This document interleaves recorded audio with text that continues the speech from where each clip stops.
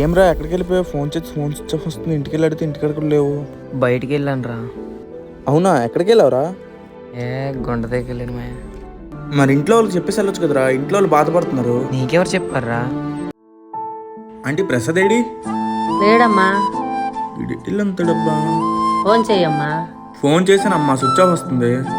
అవునా నాయన, ఇంటికే రావట్లేదు, పిలిస్తే పట్టించుకోకుండా వెళ్ళిపోతుండు. రిజల్ట్ వచ్చిందమ్మా, చెప్పాడా?